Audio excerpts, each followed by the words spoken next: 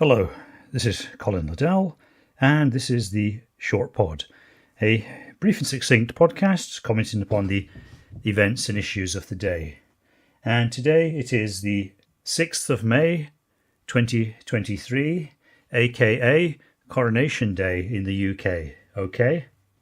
So today I thought I might offer a few unscripted opinions on the ancient ceremony of crowning the new king.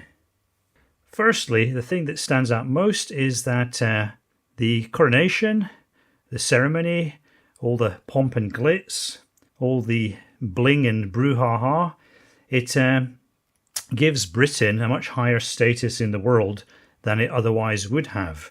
There's a lot of people here in Japan who are very, very aware of Britain now, who are, given mental bandwidth to that small, remote North Atlantic island, and it's all because of the coronation and the panoply of royalty, so to speak. So that would definitely be a factor to bear in mind when people talk about the pros and cons of the monarchy.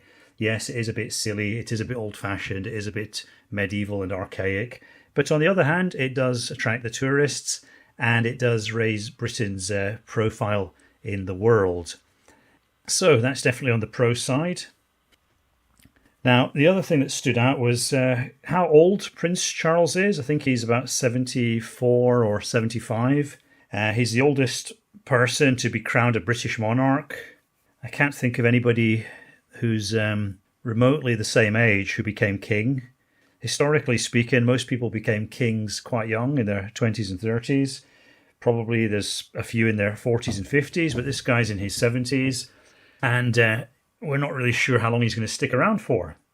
Now, with the previous monarch, Queen Elizabeth II, when she became queen, she was a young, still reasonably good-looking woman. And so the whole country got behind her. There was a big kind of tsunami of simping that really helped the royal family at that time. It kind of brought out a chivalrous instinct in the British people. They thought they had to defend their young female monarch, and so royalty got a boost from that, and it was able to use that momentum to carry itself through the next few decades, the topsy-turvy period of Princess Diana and so on. With Charles, it's a very, very different aesthetic. He's an old guy, and so they're playing it a little bit differently, I thought. One of the things I noticed was during the ceremony, Charles had a kind of hangdog expression. He was looking a little bit put upon, as if he was bearing a heavy burden. So it seemed to be an attempt to evoke people's sympathies more than anything. So they were trying to push the pity button, I felt. Poor old Charles, after waiting so long, he finally gets to be king, and he's got this big burden placed on his shoulders, like 10 years after most other people have retired. I think the royal household, they do pay attention to this sort of thing.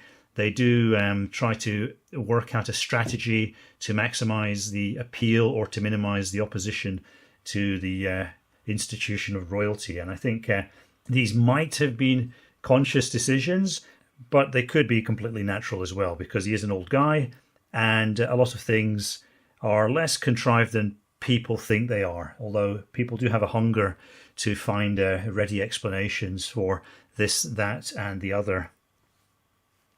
I guess one more thing I should mention is the enormous amount of diversity, because what we had here was the hereditary monarchy meeting the unhereditary state.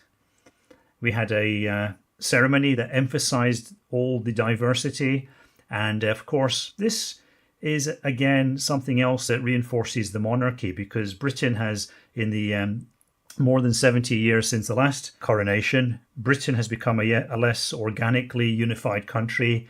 It's become full of diversity, full of different ethnic, religious and racial groups, and it's much harder to keep all these different forces and elements together.